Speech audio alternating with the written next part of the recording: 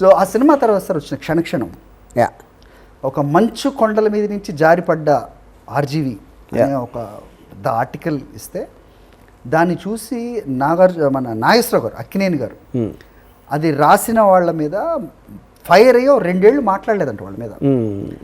Cut చేస్తే ఈ సినిమాకు ముందు, శివకు ముందు మీరు పరిస్థితి ఏంటంటే ఆయనకి మనం చెప్పగలం అనే స్టేజ్లో ఆయన ఉన్నారు, అంత పెద్ద ఆయన. ఈ సినిమా తర్వాత ఆయన మనసులో మీరు అంత స్థానం సంపాదించుకున్నారు అనేది మామూలుగా సినిమా లాంగ్వేజ్లో మాట్లాడే వాళ్ళు చెప్తా ఉంటారు. అది మీ దృష్టికి వచ్చిందా ఎప్పుడన్నా? ఇక్కడ 2 points. నేను ఈ మధ్యనే నాకు నా ఎదురుగా నాగార్జున ఎవరు అడిగారు, శివ పెద్ద హిట్ అయిందని ఎప్పుడు తెలిసింది నీకు అని నాగార్జున అడిగారు. మిమ్మల్ని అడిగారు? నన్ను కాదు, నాగార్జున. అంటే ఇప్పుడు రిలీజ్ అయినప్పుడు ఇది లేడీస్ చూడరు, రిపీట్ ఆడియన్స్ ఉండరు, కామెడీ ట్రాక్ లేదు, ఇలాంటివన్నీ చెప్పేవారు. సో మనకి మండే పడిపోతుందా లేకపోతే ఏంటి అని ఇలా ఈ కైండ్ ఆఫ్ డిస్కషన్ నడుస్తుంది స్టూడియోలో.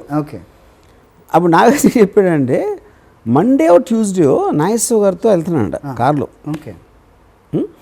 అంటే అప్పుడు నాగార్జున యాక్టర్ కానీ డిస్ట్రిబ్యూటర్స్ వాళ్ళతోటి మాట్లాడి ట్రేడ్ వాళ్ళతోటి అంత ఉండేవాడు కాదు. సో వెళ్తామంటే నాగేశ్వర గారు అన్నారంట, అది చాలా పెద్ద రేంజ్ హిట్ అంట, అసలు ఎక్కడికి వెళ్తుందో తెలీదు అని అంటున్నారు అని చెప్పారంట. అప్పుడు అర్థమైంది నాగార్జున హిట్ అయింది సినిమా.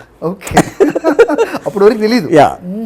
నాకు నాగేశ్వరరావు గారి సినిమా చూసి నాతో ఏమన్నారు అనేది నాకు గుర్తులేదు, అసలు గుర్తులేదు. That surprising. మేకింగ్ టైంలో కూడా నాకు ఆయన ఎప్పుడు రషెస్ చూడలేదు. No, never it happened.